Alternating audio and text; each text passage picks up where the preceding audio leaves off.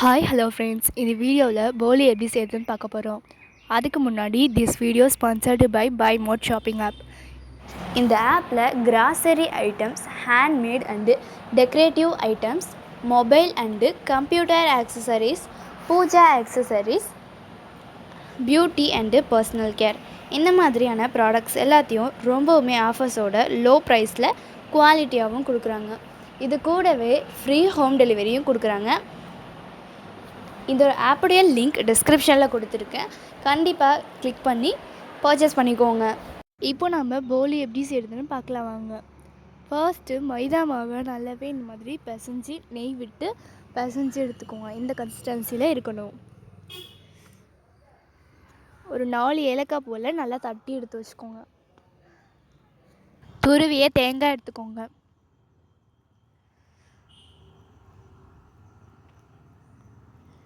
கடலை பருப்பு வேக வச்சதை மிக்ஸி ஜாரில் சேர்த்து நல்லா அரைச்சி எடுத்துக்கோங்க.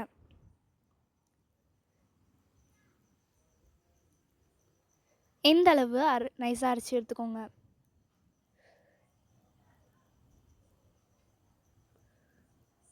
அடுப்பில் எண்ணெய் சட்டி போட்டு அதில் கொஞ்சமாக நம்ம எடுத்து வச்சுருக்க வெல்லத்தையும் சேர்த்துக்கலாம். இப்போது இது பாகு ஸ்டேஜுக்கு வரணும். இந்த மாதிரி வெல்லம் மெல்ட் ஆகி நமக்கு வரும். இந்த ஸ்டேஜில் தேங்காய் சேர்த்துக்கலாம்.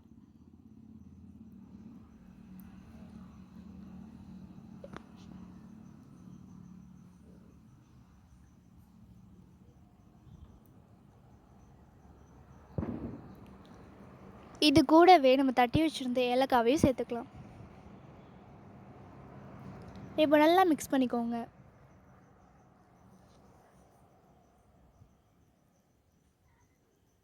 இது கூடவே கடலை பருப்பு அரைச்சி வச்சுருந்தோம்ல, அதையுமே சேர்த்துக்கலாம். சேர்த்து நல்லா மிக்ஸ் பண்ணணும்.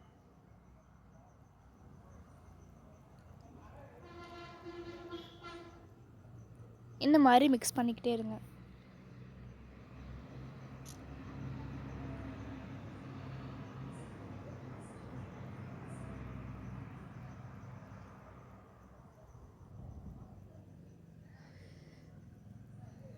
நமக்கு பூரணம் ரெடி ஆயிடுச்சு.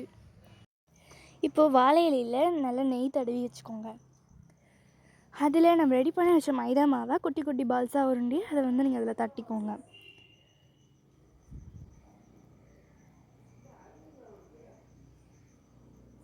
இதில் நம்ம செஞ்சு வச்சுருந்த பூரணத்தையும் உருண்டி அதுக்குள்ளே வச்சு அதை க்ளோஸ் பண்ணி தட்டணும்.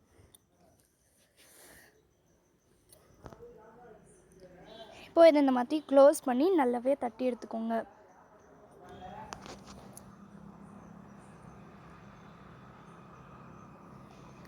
இந்த மாதிரி தட்டி எடுத்துக்கோங்க.